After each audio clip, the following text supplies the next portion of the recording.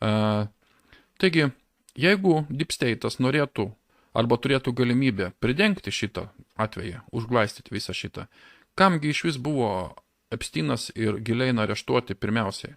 Kodėl Epsteinas tariamai nusižudė ir kodėl buvo Ghislaine nuteista? Kodėl buvo areštuotas Lukas Brinelis Paryžiuje praeitais metais? Kodėl Lesas Veksneris atsistatydino iš savo netgi keletos pozicijų per pastarosius keletą mėnesių? Tai yra tik pradžia ir bus dar daugiau. Mes pamatysime žymiai daugiau šitos temos. Ir šiaip tai toks čia labai man patiko. Pagrindinis leftistas, labai geras žodis leftistai. Šio laikinis žodis, naujadarės, bet labai gerai apibrėžiantis idiotus, kurie yra idiotai. Reiškia tam tikrų įsitikinimų, kurie tiki marazmatiniam senom dogmom ir laužo, degina, reiškia ir visa kita. Yra toks žodis leftistas, jis yra įtrauktas į naujadarus. Aš manau, kad jis netrukus atsiras ir anglų kalbos žodynė, tos kalbos, kuri kiekvienais metais išsiplečia daugiau negu 500 000 žodžių. Taigi, pagrindinis leftistų atsakas į Clintonų ilgalaikius santykius su Epsteinu ir Maxwell yra išstatymas senų prezidento Trumpo ir Epsteino ir Maxwell fotografijų kartu. Iš ties, pažiūrėkit, kiek žmonių buvo išmetę fotografijas šitų žmonių kartu, ir pasakė, o štai prezidentas Trumpas čia kartu su jais, čia jisai vienas iš jų ir taip toliau. Kai kurie yra pakankamai protingi, kad, reiškia, atsakyti dar netgi ir su skrydžių įrašais, kur yra matomas Trumpas. Ir visiškai nesvarbu, kad tie įrašai rodo visiškai ne Lolita Express, reiškia, lėktuvo sąrašų skraidžiusių, kad tai buvo vienas skrydis iš New Yorko ar į New Yorką iš Los Andželo berods, kur visiškai neskrydo netgi kartu su Epsteinu, tiesiog jo lėktuvas buvo remontuojamas ir jis pasinaudojo kitų lėktuvų. Ir tai buvo iki tol, kol išaiškėjo apie Epsteino, reiškia, Epsteino nusikaltimai su lytiniai nusikaltimai, ar ne? Tai šitie žmonės visi yra antiek nesugebantis atskirti, ta prasme, veiksmų, procesų, kad kaltina prezidentą Trumpą, kad jis yra vienas iš jų. Dar kartą rodo tas nuotraukytės ir ištisai vis rodo. Na, kai kuriems žmonėms matomai nelemta. Taigi, santykiai tarp Trumpo ir Epsteino yra labai gerai dokumentuoti ir labai lengvai patikrinami. Nėra jokios sąsajos tarp Epsteino ir Trumpo, reiškia, po to, kai Epsteinas užpuolė jauną dukrą vieno iš darbuotojų Mar-a-Lago.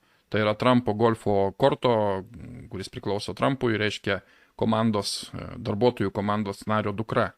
Epsteinas ją užsipuolė, bandė seksualiai priekabiauti, jis buvo išspirtas laukan iš Mar-a-Lago ir daugiau ten negalėjo pasirodyti. Taigi Clintonai, Vašingtono elitas ir Hollywoodas, tačiau nežiūrinti nieką, toliau tęsė, reiškia, draugystę su Epsteinu ir Maxwell po pirmosios, reiškia, vaikų sekso išnaudojimo pirmojo nuteisimo. Buvo areštuotas, Epsteinas jau senai, buvo jisai nuteistas tada prezidentas Trumpas davė pagrindinius parodymus ir dėl to jisai buvo nuteistas. Taigi šitie visi Hollywoodos ir visos kitos elitos, jie buvo arba pirkėjai, arba įgalintojai šio personažo globalaus, reiškia, vaikų prekybos biznio. Didžiausias istorijoje, Amerikos istorijoje, toks ryškiausias įvykis yra, iš tikrųjų, faktiškai. Taigi, bet kuris naratyvas, kuris bando suvienodinti Clintonų ilgalaikę draugystę su Epsteinu, su Trumpu, yra 100% dezinformacija. Gali būti sunku ir sekinančiai žiūrėti, tirti, reiškia, ir atsijoti visą šitą šūdą nuo visam šitam informaciniam kare. Nes iš tiesų informacijos yra tiek, ir jos yra tiek kreivos, kad yra be galo sunku atsirinkti, kuri yra normali informacija, kuri ne. Neskaitant apie senųjų dogmų dar kampą, kuris atskira dar kalba yra, kiek yra dezinformacijos, reiškia, paleista apie visokias klaikias nesąmonės. Taigi, elitinis pedofilų kultas džiaugiasi imunitetu žemėje iki tol, kol 45 prezidentas atsisėdo į savo administraciją. Tai yra Trumpas. Tai yra įrodomas ir stebimas pareiškimas. Tai yra akivaizdu. Niekas iki Trumpo nedarė šitokių dalykų su šitais pedofilų kultais kaip jisai. Ir partnerystė, ir politinis, reiškia, šitas klaunų naratyvas vis dar yra parduodamas. Tai yra būtent per visokius feikinių naujienų portalus, Business Insideris ir taip toliau, taip toliau. Taigi, mažutis tik pakapstymas. Ir mes atrandame Mar-a-Lago, kuris buvo sukurtas būtent su ta priežastim, kad leisti juodiesiems ir žydams tapti nariais. Tai yra nutraukti rasistinę kontrolę elitinių klubų Fort Lauderdale, tai yra ir pietuose, kurie draudė šitą dalyką. Trumpas įkūrė golfo kortą specialiai tam Mar-a-Lago, kad ten galėtų būti spalvoti ir žydai, ir juodaodžiai, ir visi galėtų naudotis, nes kitur jie nebuvo įleidžiami. Į elito klubus šitie visi žmonės niekados nebuvo įleidžiami. Aš nekalbu apie tuos pseudo apsimetančius tais, ta tokia išrinktąją tauta, kurie tampa už virvučių. Ten nieko panašaus su žydais jie neturi. Taigi, meras bandė sustabdyti prezidentą Trumpą. Ir taipogi nusintė jam filmą. Atspėk, kas ateina vakarieniai. Tada užpildė $100 milijonų bylą, reiškia, cituodamas rasizmą. Visa kita jau yra istorijoje. Taigi, kodėl yra ankstyvos Epštyno ir Maxwello su Trumpu nuotraukos? Epštynas buvo elitinis žydas, kabutėse, o Maxwell buvo jo meilužė.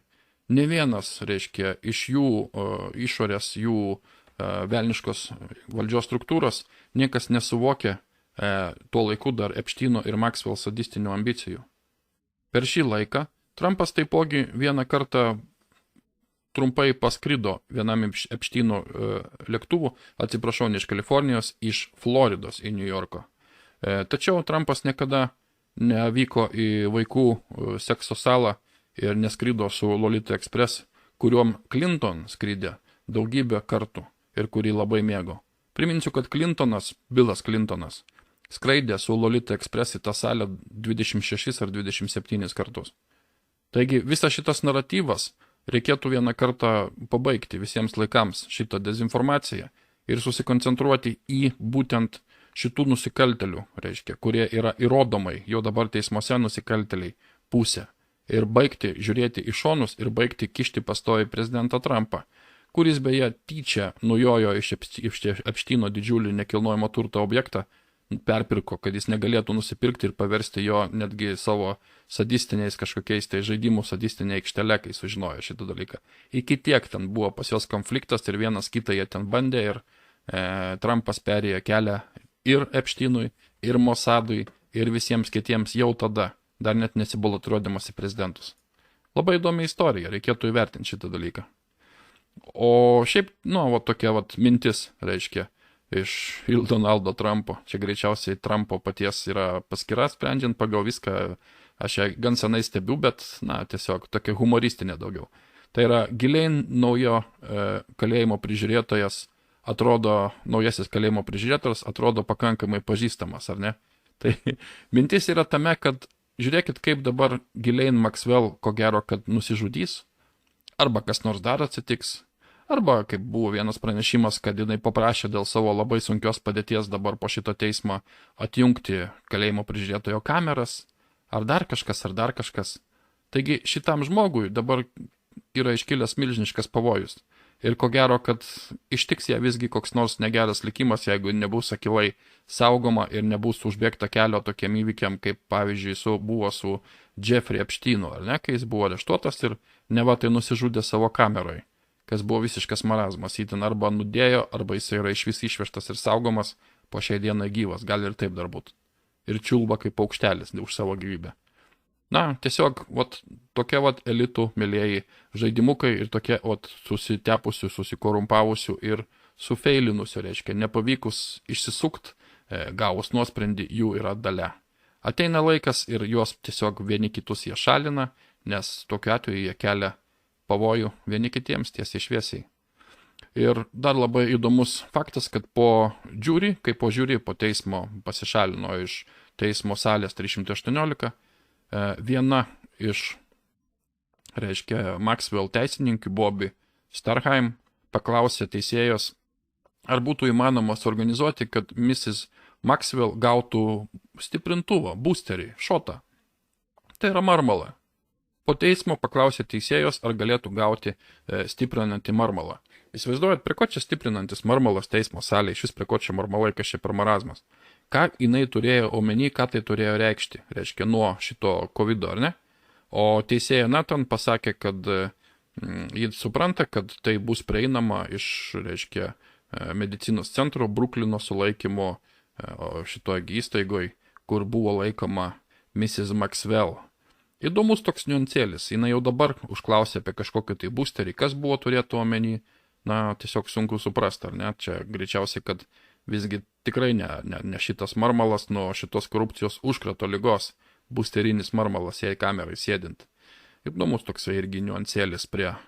O šiaip tai, kai jinai buvo areštuota, kai Epšteinas buvo teisingiau areštuotas, pirmą kartą Maxwell pasirodė publikoje skaitanti knygą, jį turėjo su savim knygą. Ir ta knyga buvo būtent žinutė Deep State'ui, kad viskas yra baigta. Tai yra New York Post'o straipsnis ir jinai, žinot, su kokia knygutė buvo pasirodusi. Garbės knyga vadinasi. Slapti CŽV agentų ir operatyvininkų gyvenimai ir mirtis. Kokį žinutę jinai nešė?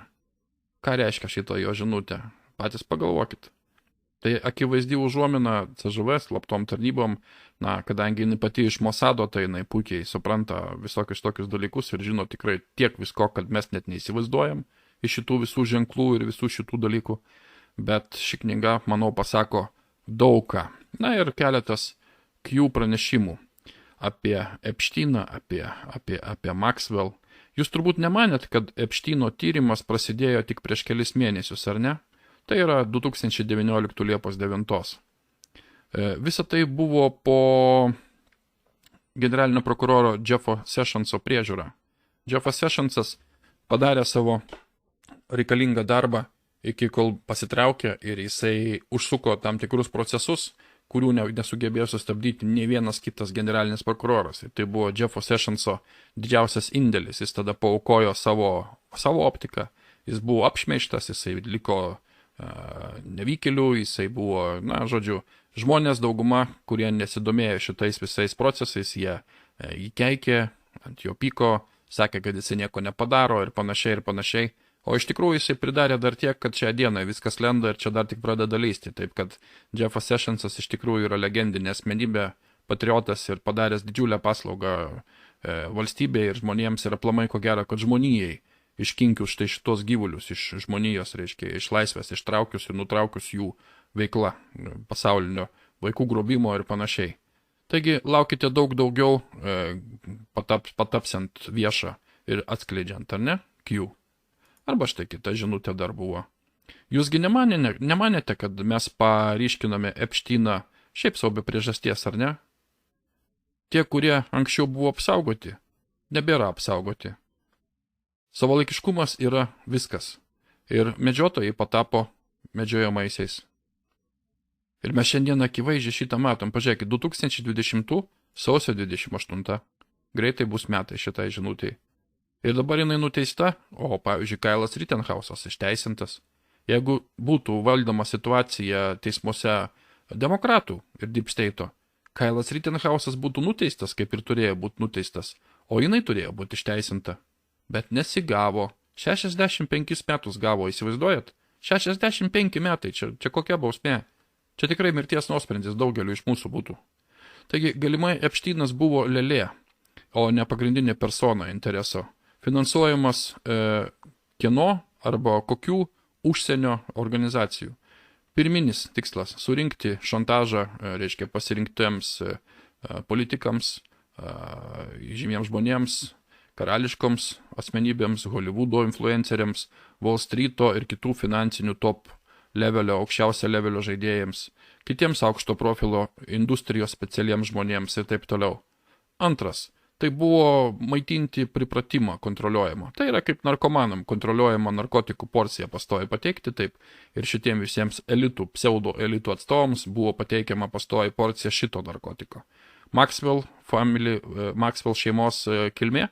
Robertas Maxwellas istorija, tai yra žvalgybos agentūra, turtas klasifikuota nuo 1 iki 99. Kartais tie žmonės, kurie yra užkulisiuose, yra žymiai didesnės svarbos. Q.